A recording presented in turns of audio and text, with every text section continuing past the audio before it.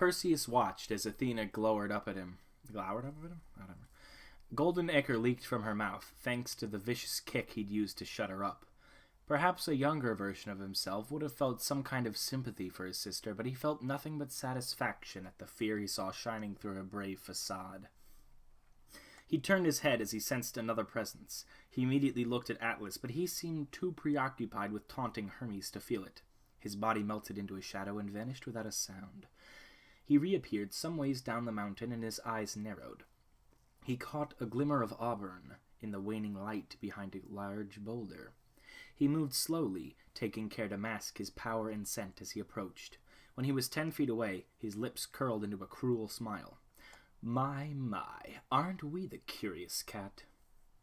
Artemis spun around, and the look on her face was that of a cornered wild animal. No need to run, he assured her. I have no desire to capture you. After all, I need someone to run back to Daddy and tell him what's happened. Artemis's silver eyes seemed dull, defeated as she looked at him. Percy, he moved with speed impossible for mortal eyes to follow. He slammed his forearm into her throat and pinned her against the boulder. Say that name again, and I will hunt every one of your precious hunters down and give them to Atlas as entertainment. He snarled at her. Artemis swallowed with great difficulty, but she didn't resist. She seemed almost resigned to whatever Perseus wanted to do to her.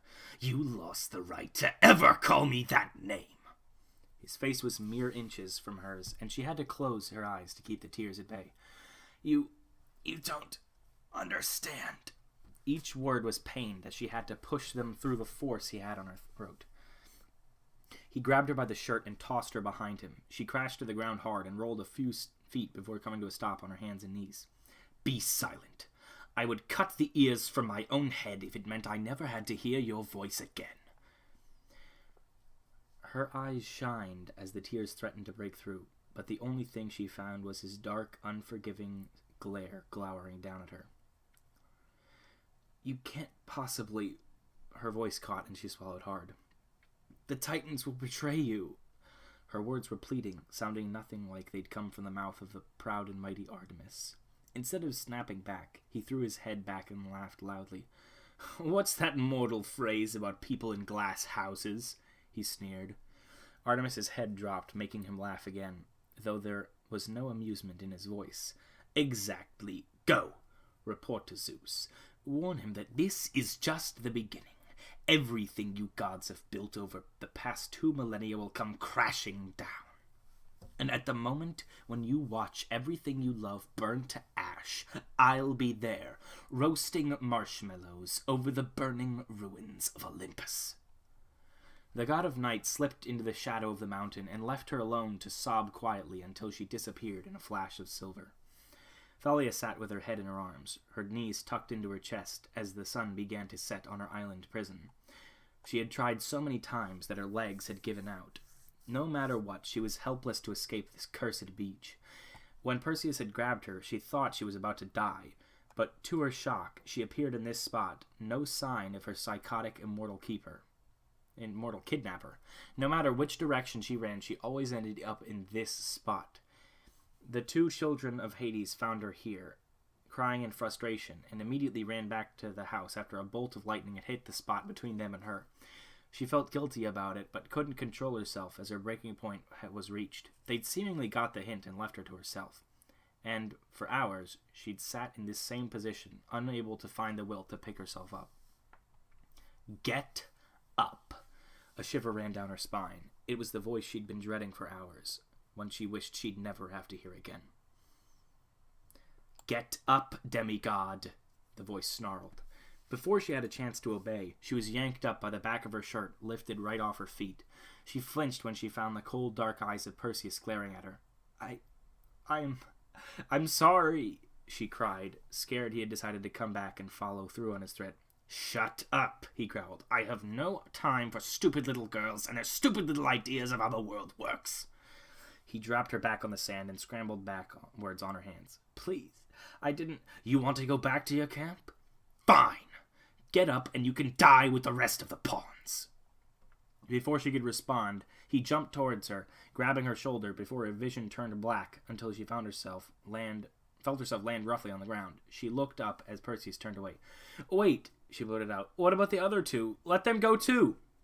He froze in his place before slowly turning his eyes back to her. "Are you telling me what to do, demigod?" He spat, taking a menacing step in her direction. Before she could answer, a new voice interrupted them. "Hey!" She turned and immediately felt a surge of panic. One of the older Ares campers, a boy named Jackson, was running in their direction. He was one of the few children of Ares who she could actually stand to be around. "Get away from her!" he yelled, a broadsword gripped in his hand. Perseus didn't even acknowledge him, keeping his harsh gaze on Thalia. "Wait!" she yelled to Jackson. "Jack, stop!" Her warning was too late. The child of Ares put the point of his sword into Perseus's back. She watched as the god's eyes narrowed, somehow appearing to darken. "You best be prepared to use that, child, or that stupid head of yours is going to be separated from the rest of your body." Jackson prodded him in the back.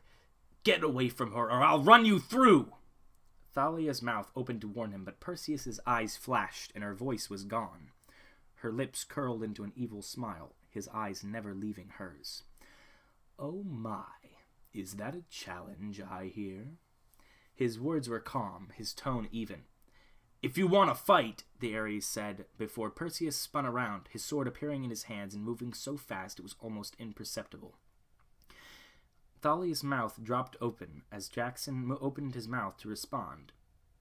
But instead of speaking, a sliver of red appeared in a straight line across his throat, slowly thickening before his head tilted to the right. His body, though, collapsed in the complete opposite direction, his head sliding off and toppling to the ground and rolling a few feet away.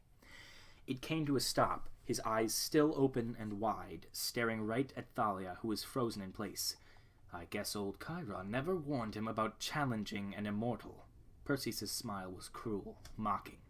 That was when she screamed. Her voice had returned, and the blood-curdling sound carried through the relatively quiet camp. Demigods came scrambling from all directions. Their weapons were drawn, letting out battle cries as they saw Perseus looming over Thalia. "No!" Chiron's voice carried over all others. He galloped ahead of the campers and spread his arms as he came skidding to a halt a few yards from Perseus.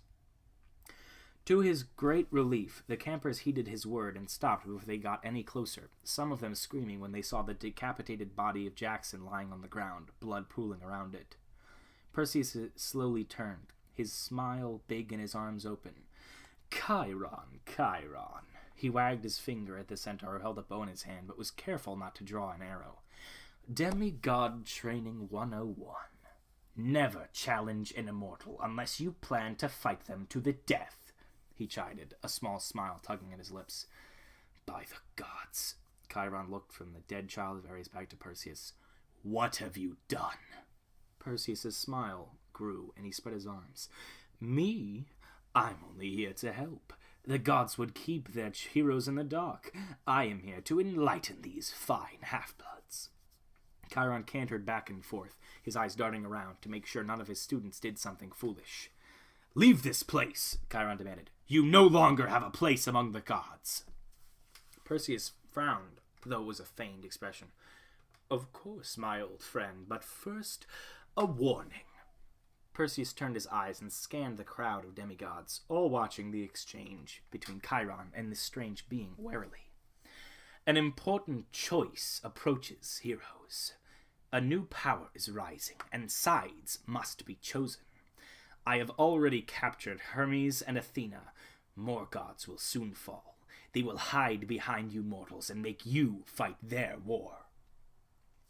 When he said Hermes and Athena had been captured, the demigods let out a collective gasp, some calling him a liar, others looking nervously at the demigod children of both gods. "Many of you will follow the course of young Thalia," he continued over their nervous murmuring, "and most of you will die. I offer a different choice. You need not fight the wars of immortals. Lay down arms and let Zeus come fight his own battle." Thunder boomed overhead. Perseus looked up at the sky briefly, and then smiled. "Think on my words. Every drop of demigod blood breaks my heart. I wish none of you harm, But also know, I will slay every single demigod on Earth, if I must, to rid the world of the gods' rule. Perseus vanished just as a monstrous bolt of lightning dropped from the sky. It hit the spot where he'd been standing and blasted back anything within 20 feet. Dozens of demigods were injured, some bleeding, some with limbs bent in unnatural angles, most singed and dazed, a few unmoving. Thalia had been knocked backwards, but was unfazed by the lightning. She looked in horror at her friends. Many lay screaming in pain, while others lay lifeless. Her heart broke at the sight of such destruction. "Do you not see?" a voice whispered in her ear. "Zeus cares so little for the mortals that serve him that he would fell dozens just in an attempt to injure me." Thalia's head spun around, searching for Perseus, but finding no sign of him. "What I do for the betterment of the world. Tread lightly, daughter of Zeus, because he shall soon send you to die in his fruitless attempts to stop me." The voice trailed off until it was just a faint whisper, floating through the air and being carried away. Thalia looked around, her eyes moist as she saw firsthand what the gods were capable of. All of them.